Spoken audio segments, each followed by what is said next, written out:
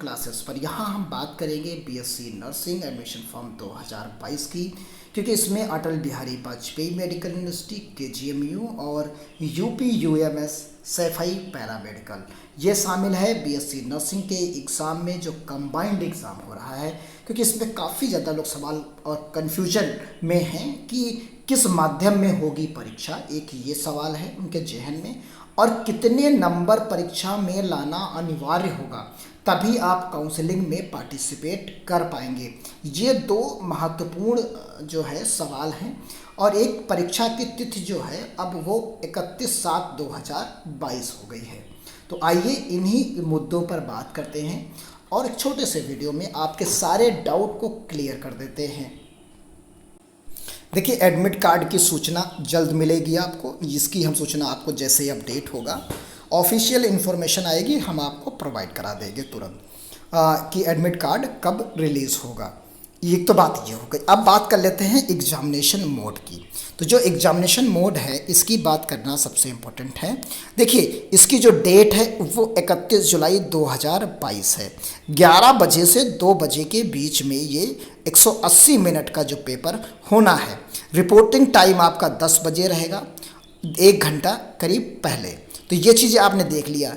Examination centres आपके जो है एडमिट कार्ड पर मेंशन कर दिए जाएंगे। करीब 10-11 सिटीज़ में एग्ज़ाम ये होना है उत्तर प्रदेश के। मल्टीपल चॉइस क्वेश्चंस आएंगे, 200 नंबर के क्वेश्चंस होंगे। नंबर ऑफ क्वेश्चंस जो है 200 होंगे, यानी 200 नंबर का जो है आपका पेपर भी होगा। एक नंबर का एक क्वेश्चन होगा। अब आ जाइए यहाँ पर नीचे की तरफ, आप देखेंगे मार्क्स कैरिंग जो होगा। अगर आप सही आंसर्स देते हैं तो आपको 1 मार्क्स दिया जाएगा और नेगेटिव मार्किंग इसमें नहीं है, यानी नो नेगेटिव मार्किंग। क्लियर हो गई। मीडियम ऑफ एग्जामिनेशन इंग्लिश है, हिंदी नहीं है। इंग्लिश में ही ये पूरा का पूरा पेपर आएगा। क्लियर हो गया होगा। क्या क्या सिलेबस है वो आप देख लीजिए।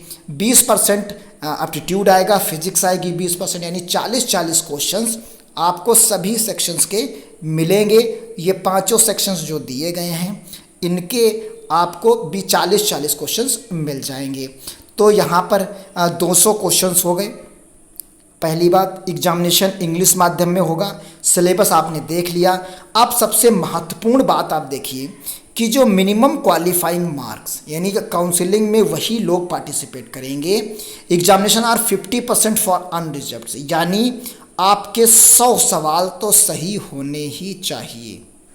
100 सवाल आपके सही होने चाहिए, या कह सकते हैं 100 मार्क्स आपके तो होने ही चाहिए। अगर आप अनरिजर्व्ड कैंडिडेट हैं तो आपके 100 नंबर लाने ही लाने होंगे, अन्यथा आपको काउंसलिंग में पार्टिसिपेट करने के लिए मौका ही नहीं मिलेगा।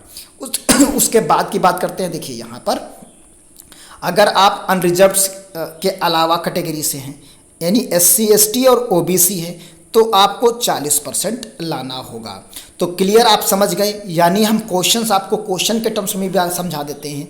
अगर आप अनरिजर्व्ड हैं, यानी आप कह सकते हैं यहाँ पर आप जनरल कैंडिडेट अगर हैं, तो आपको 50% नंबर, यानी आपको 100 क्वेश्चन सही करने हैं।